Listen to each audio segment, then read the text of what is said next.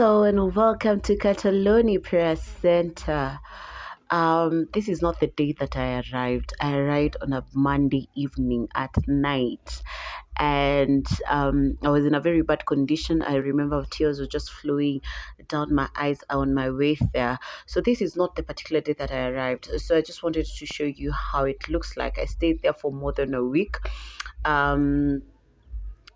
These are just the sections, the garden sections where people just go and pray. So these people you see sitting down on this grass and these areas, these partitioned gardens, are not just sitting there, or those you see laying down or as if they're sleeping. They're not just sleeping and basking in the sun. They are praying. Some pray depending on how you pray. Even this mama is praying. That other mama who is laying down is praying. So it depends on how you want to pray. And then you see those rooms that you see at the farthest end. Those ones are prayer cells. Those prayer cells, these people you see who are seated down are all praying and seeking God to intervene in their particular needs, and God does intervene at the end of the day. Let me tell you, the days that I stayed here, I was praying for God's miracles. I was praying for God's mercy. These are different days. As you can see, even the weather looks different. But you see those houses that you see at the farthest end, those are not just houses. Those are rooms to pray. Catoloni also has a church, which is called the House of Prayer, KAG. So this is basically even this field where you see people lay down and pray. So I just wanted you to see how the whole place looks like. So yeah, enjoy the video. Let me tell you something about Katoloni. Yeah, prayers are answered before you leave this place. You see where I was seated in this grass. There's some prayers that I prayed while seated on this grass. You see, this was in the afternoon, and all these people you see, the ones standing, the ones laying down, they are all praying. But people in Catalonia don't sleep. Hatujakuja kulala, tumekuja vita, tunapigana na shetani. And here, even if you woke up at 1 a.m. in the morning, you'll still find people praying. You will still hear people praying. And I remember the first day I came here, like I was telling you, I came very late. These are the prayer cells. Yeah, I think the third one was my favorite one. Let me just let you look at them. And then inside these prayer cells, there are Bible verses that I think the first one that I went to had a Bible verse that really spoke to me. So because when I left the house, I did not know that I will end up in Catalonia. And because I had nowhere to go, I decided, let me just go to Catalonia. But I was crying so much. Like, you know, the kind of tears that make you shake, make you lose your voice, you know, the dramatic kind of prayers. I was like crying like a little widow. You know how Luos cry in their funerals, especially with a widow. That's how I was crying, and I did not know where to go, and so I ended up in Katoloni. I see, like the way I said, it has Bible verses in each and every prayer cell. So this is just one of the prayer cells, and this you see is a dining hall. And the dining hall, you're not actually allowed to eat because you're praying and fasting, but you're provided for hot water in the morning and sometimes even throughout the day. These are some of the dormitories that I was staying in. So I'll tell you the story of the dormitory later. So as I was saying, when I arrived in Catalonia, those are the farthest prayer cells, the ones that have blue doors or prayer cells, even the ones you see in the farthest end. So this is one of the mornings, and I could the reason I had just woken up, I was going to the church because we have morning service at 6 a.m. and evening service at 6 p.m. So yes, so I was wailing like a little widow, you know, the day I arrived. And because I didn't have anything, I didn't have shoes to change. I was wearing white jeans because when I was leaving the house, I was just going to town and saying kawaida. I did not know that I would not be allowed to go back home. and I had a sling bag. So in that sling bag, there was nothing. There was no perfume. There was no makeup. There was no lipstick. There was no lip balm. There was nothing. There was no lotion. I arrived at Katoloni just as I am. I'm sure you can see that view. It has beautiful views depending on where you are on that day. So when I arrived, I had no plan. I did not even know how many days I would stay there. And I remember tears were flowing down my face when I was registering at the gate.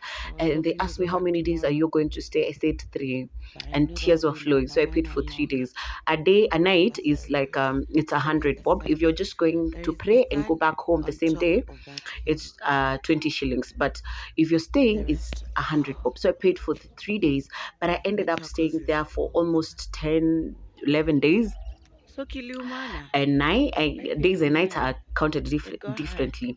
So as I was there, I was just praying for miracles, for God to touch some of the hearts of the people who are persecuting me. If it's somebody who has endured persecution, that would be me. That was me. And I was praying and I was repenting. If there's anything that I have done to inspire such kind of wrath and hate and discomfort amongst these people, because I felt so betrayed, and most of the things that had befallen me was just me just defending myself from where I was and receiving the kind of hate and misunderstanding from people who are actually your family members, some of whom who usually tell you, if your mom is not there, I will be your mother, and they're doing some of the things they did to me. I just couldn't believe it was me. So yeah, so that was me in Catoloni. That's how I arrived in Catalonia. That was day 1. So day 1, I didn't even have a place to stay. So when they gave me the mattresses, I remember the lady, the girl who was given the role to go and show me where to sleep and look for a place to sleep with me. Yeah. Let me just hear what I was saying here.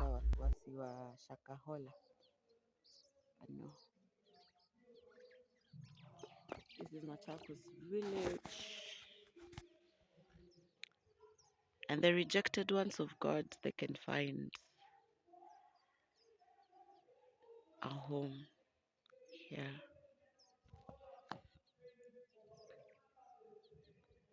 Look at that chicken.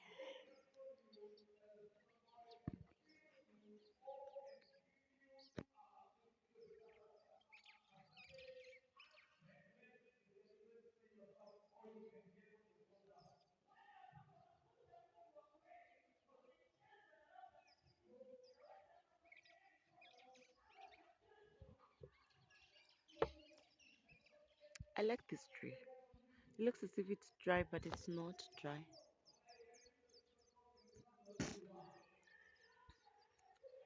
Today I've not gone for the morning service.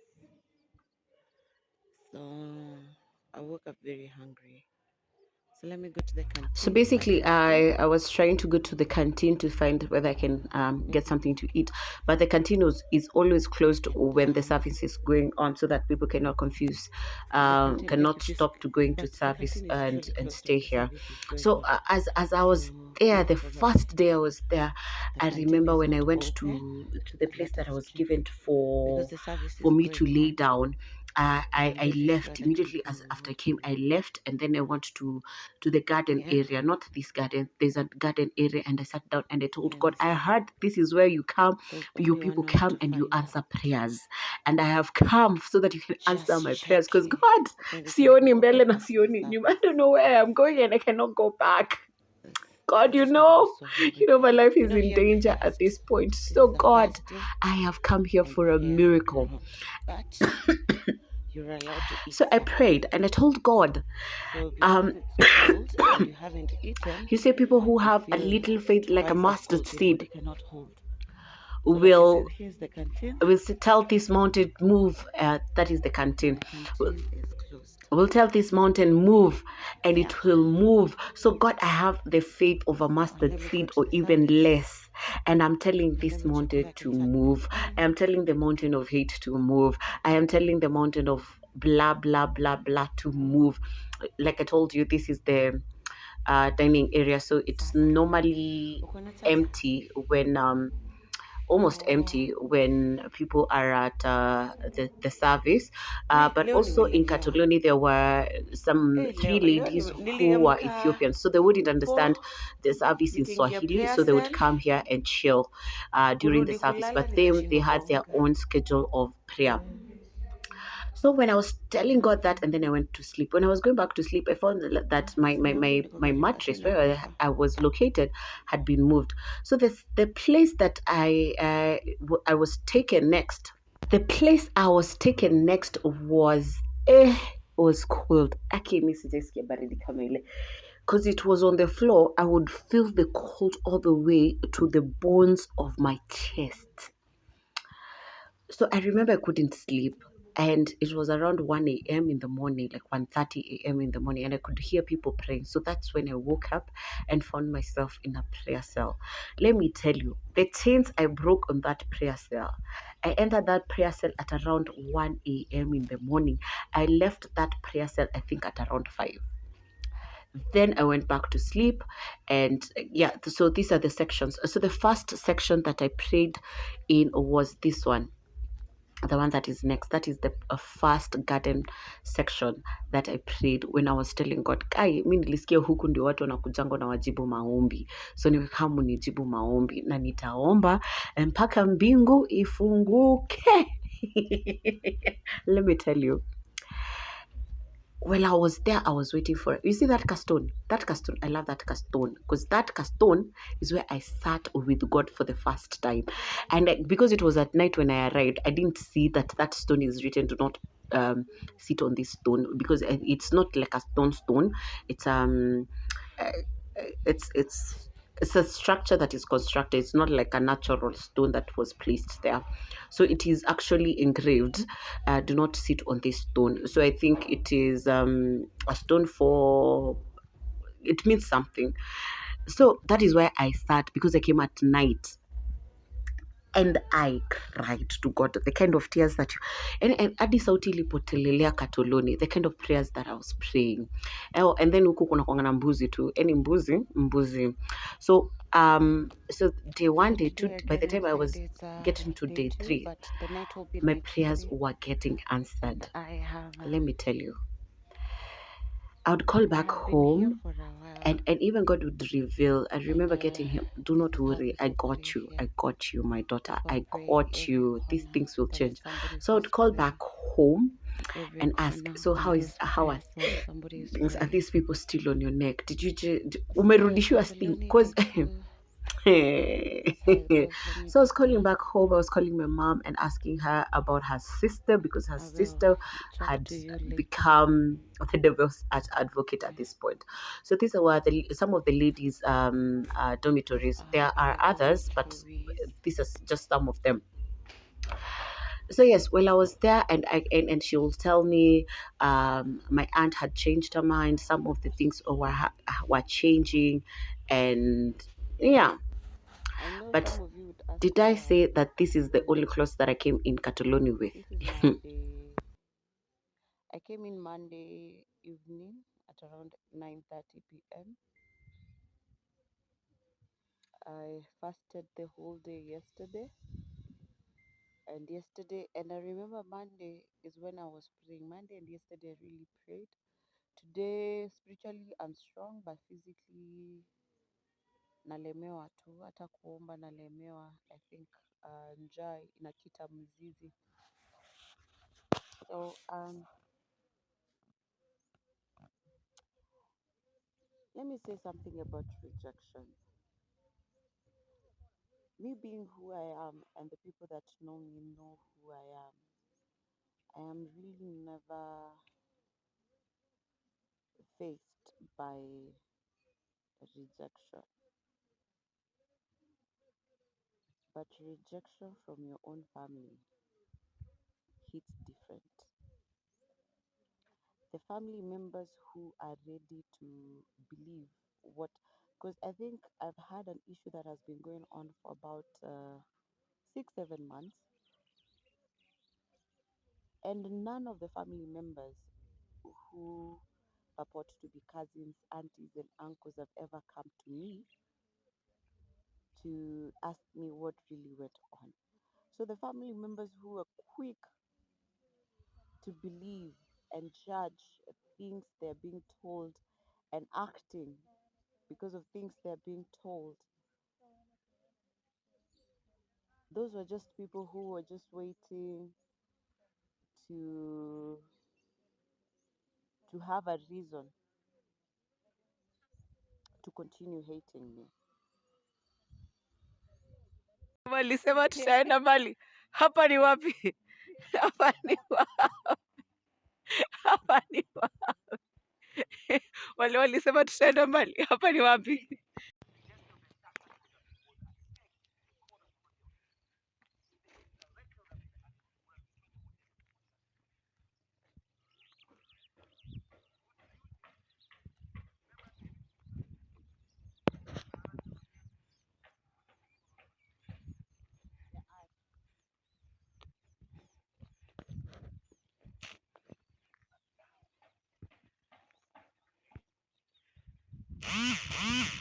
And earth. Yani earth is already living. So this guy is saying you have to be, if you're not of, like the witches use the earth to swallow us. So yes, as you've heard, at some point while I was in Katoloni, I lost my voice. Okay, my voice, my singing voice got damaged sometime last year when I didn't want to take medication and I was having a sore throat. So when I came to Katoloni, I have realized now that when I was praying and singing all of that and going through the process, I lost my voice even more. It became a bit hoarse, a bit lost. But then, now that I have healed, I've realized that some of the damage that was done last year has minimized, because for a very long time, I mean, nilikuwa naongea kama mwanaume tangu last year around August, so it has been an year of lost of voice. So the lady that you've heard me talking to is one of the friends that I met there, and as you see, we were going out because we had fasted for a whole week, only surviving on the breakfast that they serve there in the morning and the evening. So we had gone to at least get something for our stomach so that we can stop being weak. Yeah. So even when I came back, my mom was saying, hata hujakonda, kwani ulikuwa na fast nini? So because there was not much difference. The difference was spiritual and from my body inside.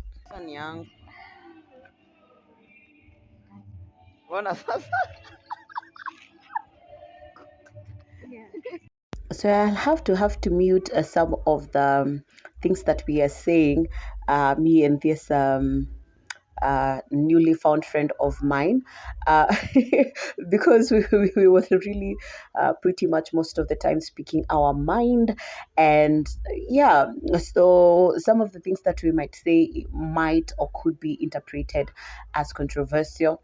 But yeah, so this is her, and so these are the other dormitories. Yeah, when you enter, that is where you register. The dormitories, the nicer dormitories are those ones. Yeah, but somehow I prefer the one at the farthest end of the field because they were, well, kuna vile tu ziko. These the ones, the new ones, the ones that look new, ziko tu poor pia, ziko poor, ziko modern. They have a bigger capacity to hold more people than the ones at the end.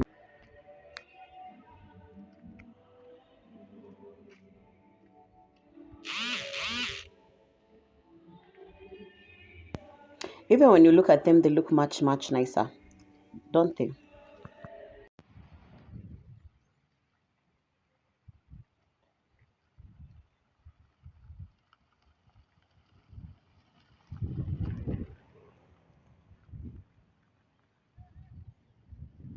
It's not night if you look at this side. It's just that I'm pointing the camera at the beautiful sunset.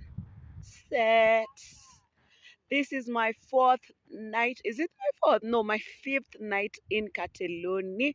Na nasikia ile kuko ndio county assembly ya Machakos But it doesn't make sense. Whoever told us is not a trusted informant. Look at that sunshine. Fourth night in Catoloni was praying. God began to answer some of those prayers before I even left from here. I was being told some of the things that I was praying for were manifesting. Yeah. So, welcome to Catalonia. We'll talk tomorrow. I'll let you know. Oh, today being a Friday, kukona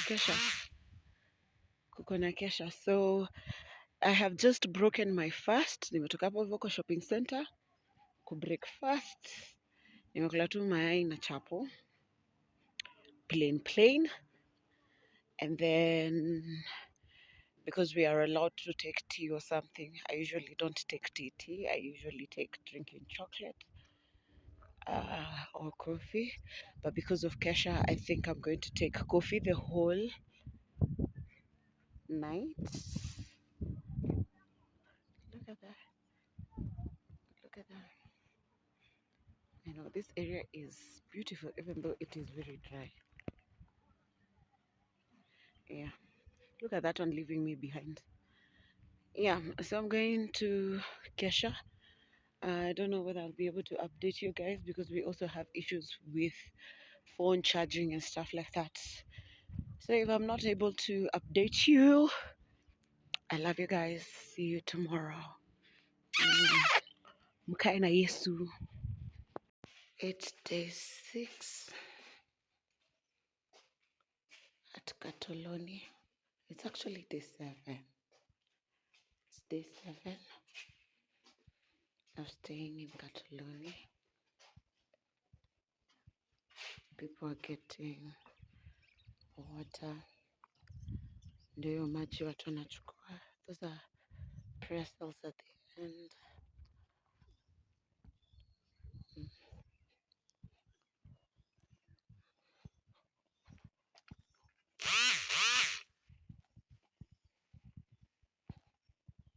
Want to go and grab breakfast.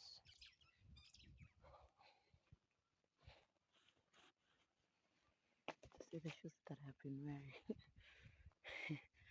I found those shoes waiting for me here. So unfortunately this video is becoming way too long, so I'm gonna end it at minute 22, and then I'm gonna do a part 2 of the Katoloni video. Yeah, I would say that when I was here I found a bunch of revelations. My spiritual life elevated. God gave me prophetic word. The gifts that I have of the Holy Spirit elevated. My understanding of the spiritual world elevated. And Catoloni, let me just say this real quick. In Catoloni, it's not even about how you're prayed for. No one prays for you. In fact, you're not even allowed to be prayed for by people that you meet there or people that you do not come with. You pray for yourself and you find God for yourself. It's nothing. There's nothing like how I was prayed for or how I was preached to. There are different pastors that come and minister, but it's about how you find God for yourself. So it is a prayer ground that is, you just come and find a place where you can pray for yourself. So yes, there are a bunch of rules there that I think they serve to protect us. Bye. I'll see you in the next video.